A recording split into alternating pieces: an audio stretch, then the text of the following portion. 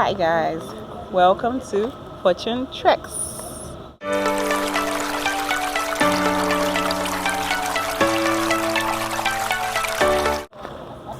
When you think of Brazil, you probably picture beaches, samba, and carnival.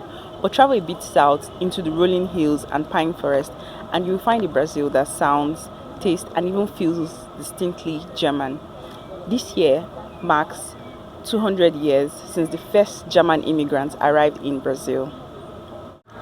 This is the incredible story of how a quarter of a million German speakers left behind the hardship of 19th century Europe and built new prosperous communities in the tropics, forever changing the culture, economy, and landscape of southern Brazil. Part 1: The Journey and the Why. The year is 1824. Brazil has just won its independence. Emperor Dom Pedro I has a problem. He needs settlers for the vast, sparsely populated south to secure its borders and to kickstart a labor system based on free, small-scale farming, separate from the dominant slave-based agriculture. Meanwhile, in parts of Germany, particularly the Holzstruck region in the Rhineland, life for peasants and artisans was becoming unbearable. Overpopulation, crop failures, and political turmoil. The Brazilian Empire's offer was simple and attractive: free passage, a plot of land, and religious freedom for those willing to brave the unknown. The first large group, 39 people, arrived and settled in São Leopoldo in Rio Grande do Sul. This single event is considered the official start of German colonization.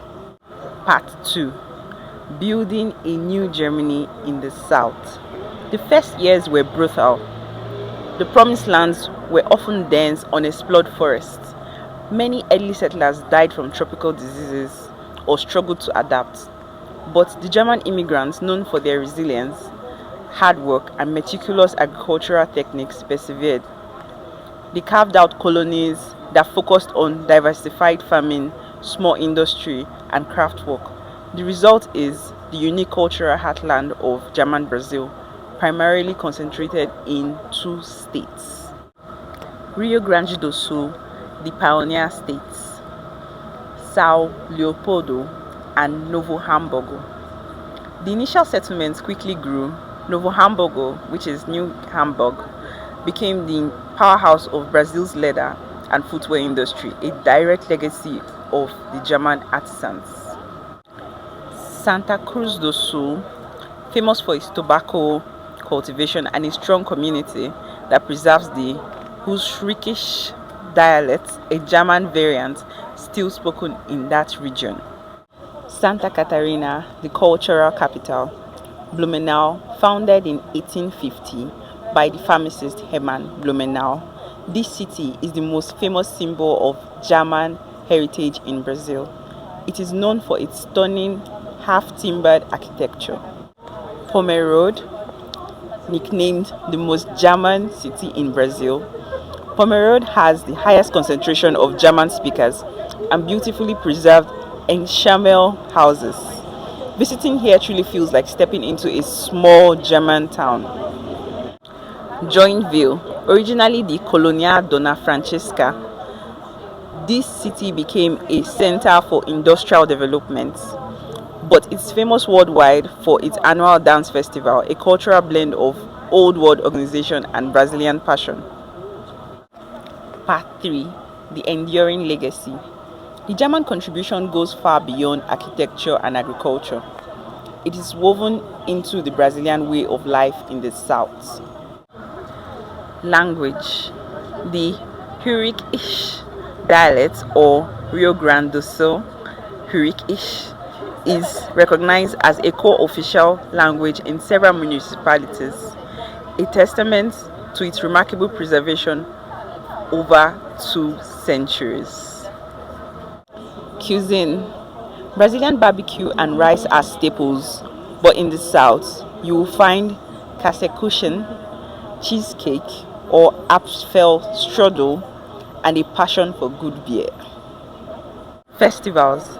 The most famous cultural export is the Oktoberfest in Blumenau, the largest German festival outside of Germany. an explosive celebration of German tradition with an undeniable Brazilian energy. Economy.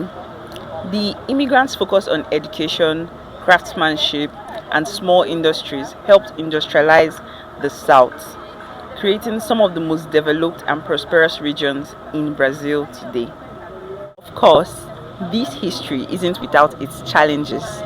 During the nationalist period of the 1930s and 40s, German language and cultural practices were actively repressed by the Brazilian government during the nationalization campaign. Yet, despite these attempts at assimilation, the heritage survived. Today, German Brazilians are estimated to number around 5 million, continuing a legacy that is 2 centuries old. They are a powerful example of how migration doesn't just change the people who move, but fundamentally reshapes the land they come to call home. The German story in Brazil is one of perseverance, cultural fusion, and successful transplantation of a European way of life into the diverse, vibrant tapestry of South America. Which of these German Brazilian towns would you visit first? Let me know in the comment section. And if you enjoyed this video, don't forget to like and subscribe. And also follow for more cultural deep dives. Ciao e auf Wiedersehen.